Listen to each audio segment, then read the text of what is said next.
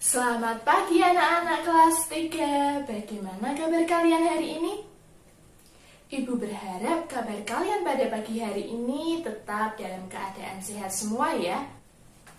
Nah, di sini perkenalkan, nama ibu adalah Ibu Lucia Dewi. Kalian dapat memanggilnya dengan Bu Dewi. Bu Dewi ini merupakan mahasiswa magang di SD Cepongan 3. Nah, sebelumnya kita awali dulu dengan berdoa ya. Kita berdoa menurut agama dan kepercayaan kita masing-masing. Berdoa dimulai. Berdoa selesai. Alangkah lebih baiknya agar kita lebih semangat lagi, kita harus menyanyikan lagu nasional. Nah, di sini kita akan bernyanyi lagu nasional dari Sabang sampai Merauke. Kalian posisikan sikap siap ya untuk menyanyikan lagu nasional. Dari Sabang sampai Merauke, berdada pulau-pulau, sambung menyambung menjadi satu. Itulah Indonesia, Indonesia tanah airku. Aku berjanji padamu, menjunjung tanah airku Indonesia. Nah, anak-anak, setelah kita menyanyikan lagu nasional, sekarang kita akan melakukan tepuk PPK. Pastinya kalian masih ingat ya bagaimana tepuk PPK itu. Ayo kita praktekkan secara bersama-sama. Tepuk PPK. Religius, nasionalis, mandiri, gotong royong, integritas. PPK, PPK, yes! Nah, anak-anak, hari ini kita akan belajar tema 4, subtema yang keempat, dan pembelajaran yang kelima. Nah, tujuan pembelajaran kita pada hari ini, yang pertama, siswa mampu menyebutkan hak dan kewajiban sebagai warga negara agar terciptanya hidup rukun antar umat beragama dengan tepat.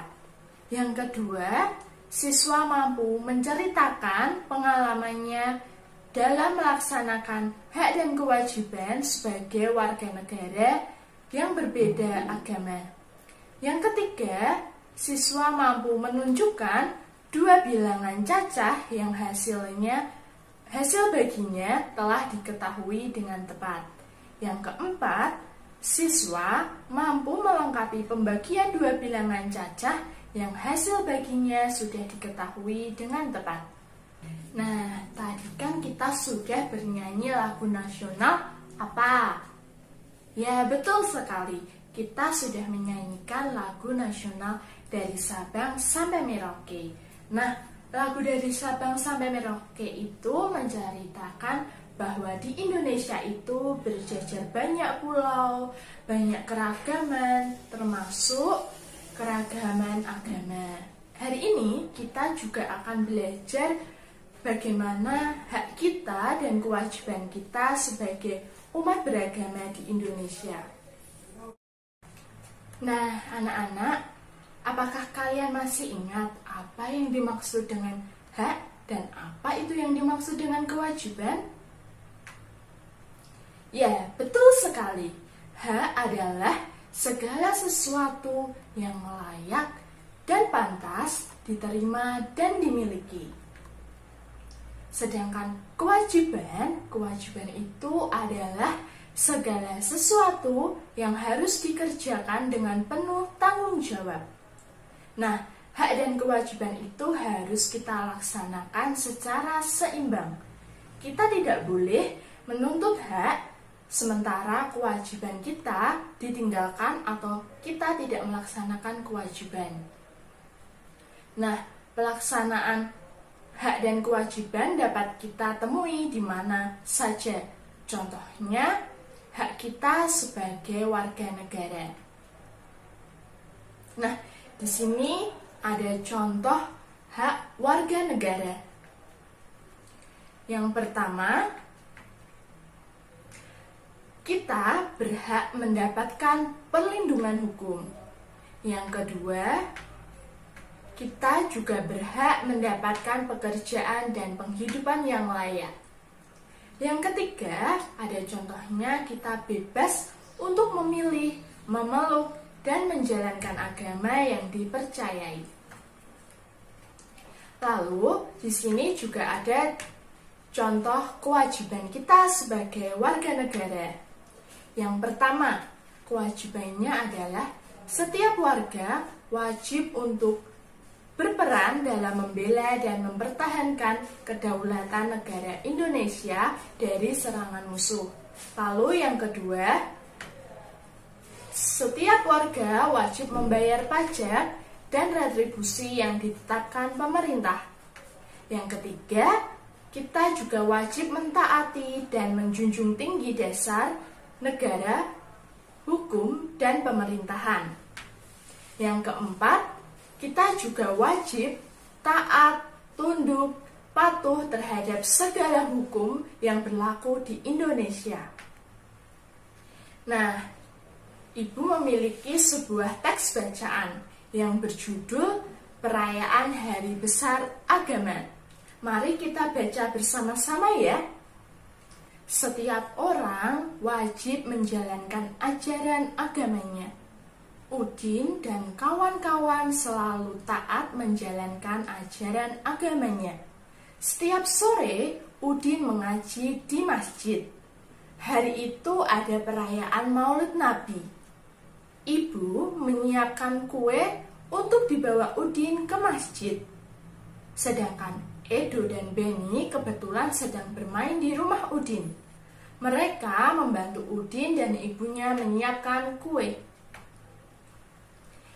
Merayakan hari besar agama adalah hak setiap warga negara. Udin merayakan Maulid Nabi. Benny dan Edo merayakan Natal. Dayu merayakan hari Nyepi, Lani merayakan hari Waisak, dan Meli merayakan hari Imlek. Kita harus wajib menghormati adanya perbedaan. Nah, di sini Ibu juga memiliki contoh kewajiban dalam beragama. Apakah kalian tahu kewajiban apa saja dalam beragama? Ya, yang pertama, kita harus menjaga ketertiban antar umat beragama. Yang kedua, kita tidak melakukan diskriminasi kepada agama lain. Yang ketiga, kita harus menjalankan kegiatan agama yang tidak bertentangan dengan dasar negara atau hukum. Yang keempat, kita harus saling menjaga toleransi agar terciptanya hidup yang rukun. Nah, selanjutnya di sini Ibu juga ingin bertanya terlebih dahulu. Apa saja sih contoh hak dalam beragama? Setelah tadi kita melaksanakan kewajiban sebagai umat beragama. Nah, setelah kita melaksanakan kewajiban, pastinya kita akan mendapatkan sebuah hak. Nah, contohnya yang pertama adalah kita berhak menjalankan ibadah sesuai agama kita. Yang kedua, kita juga berhak mendirikan tempat ibadah. Yang ketiga, kita juga mendapat perlindungan dari segala tindakan yang tidak diinginkan. Nah, bagaimana kalian? Pastinya kalian sudah paham bukan? Bagaimana hak dan kewajiban kita sebagai warga negara dalam berbagai agama yang ada di Indonesia. Jika kalian sudah paham, sekarang Ibu memiliki tugas untuk kalian semua mengerjakan LKPD 1 yang akan Ibu kirimkan di WhatsApp grup kelas ya. Nanti kalian menuliskan kewajiban dan hak sebagai umat beragama agar terciptanya hidup yang rukun. Dan juga nantinya kalian juga akan menceritakan pengalaman kalian dalam melaksanakan hak dan kewajiban sebagai umat beragama. Tadi Ibu Beni akan membuat kue untuk perayaan Natal yang akan datang. Nah, tamu yang akan diundang Ibu Beni ada 20 orang. Nah, berapa kue ya yang harus Ibu buat untuk perayaan Natal? Dan berapa kue yang akan diterima setiap orangnya? Apakah kalian tahu bagaimana cara penyelesaiannya? Ya, betul sekali. Kita akan menyelesaikan permasalahan tersebut dengan cara pembagian.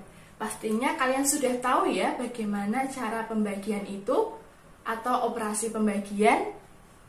Nah, di sini kita akan belajar menentukan kemungkinan pembagian. Nah, sebelumnya, apa itu kemungkinan pembagian? Ya, kemungkinan pembagian artinya itu kita akan membuat operasi hitung pembagian dengan hasil pembagian yang sudah diketahui atau ditemukan. Nah, kalian juga harus ingat ya anak-anak, pembagian itu merupakan kebalikan dari perkalian. Nah, di sini Ibu memiliki contoh ya, seperti di awal tadi. Nah, untuk lebih mudah, kita membuat tabel seperti di atas. Di sini ada kolom banyak kue, ada kolom dibagi, jatah per orang, dan banyaknya orang. Karena di sini kita sudah mengetahui banyaknya orang tadi ada berapa? Ya, betul sekali, ada 20 orang. Nah, di sini kita memungkinkan atau memisalkan banyak kue itu ada 100 kue. Lalu, kita menggunakan cara sebanyaknya kue dibagi dengan banyaknya orang yang telah diketahui. Karena di sini kita memungkinkan 100 banyak kue, jadi 100 dibagi 20 sama dengan 5. Jadi 5 itu adalah jatah per orang mendapatkan kue. Jadi setiap orangnya mendapatkan 5 kue. Itu kemungkinan yang pertama. Lalu kemungkinan yang kedua, kita juga sama membuat tabel, yaitu banyaknya kue, jatah per orang, dan banyak orang yang sudah diketahui. Di sini kita misalkan banyaknya kue itu ada 200. Nah, bagaimana caranya? Betul sekali, caranya 200 itu kita bagi dengan banyaknya orang yang telah diketahui, yaitu 200 dibagi 20, yaitu 10. Jadi jatah per orangnya mendapat 10 kue. Nah,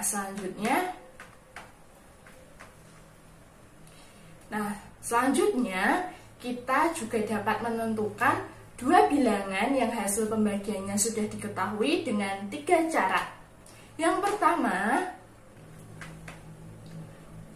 pertama, untuk mendapatkan bilangan pertama, tentukan terlebih dahulu sebuah bilangan pengali sembarang.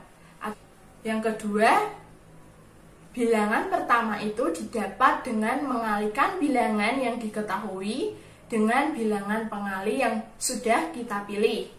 Yang ketiga, bilangan pengali langsung dapat digunakan sebagai bilangan kedua. Contohnya, tentukan 2 kemungkinan pasangan bilangan yang tepat untuk hasil pembagian 35.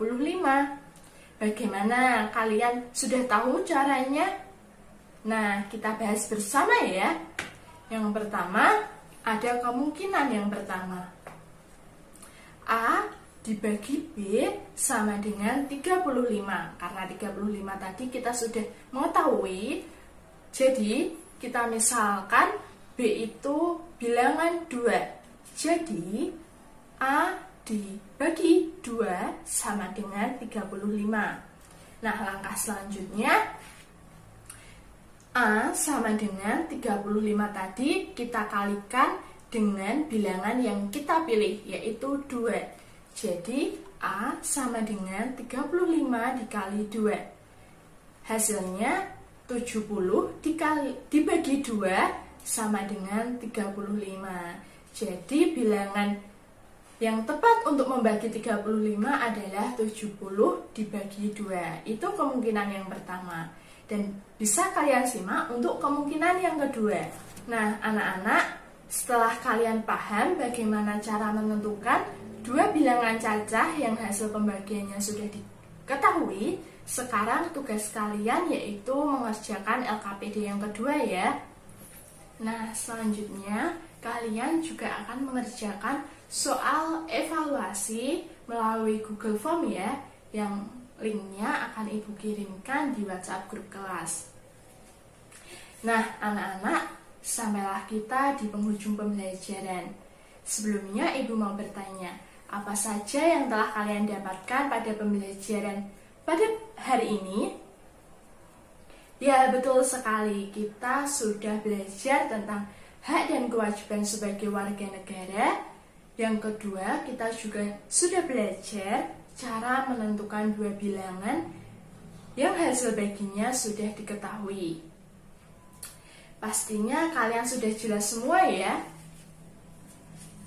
Nah, sebelum kita mengakhiri pembelajaran kita pada pagi hari ini, alangkah baiknya kita tutup pembelajaran hari ini dengan berdoa terlebih dahulu. Anak-anak, posisikan sikap doa yang baik. Kita berdoa menurut agama dan kepercayaan kita masing-masing. Berdoa dimulai. Berdoa selesai. Sampai jumpa di lain waktu dan terima kasih.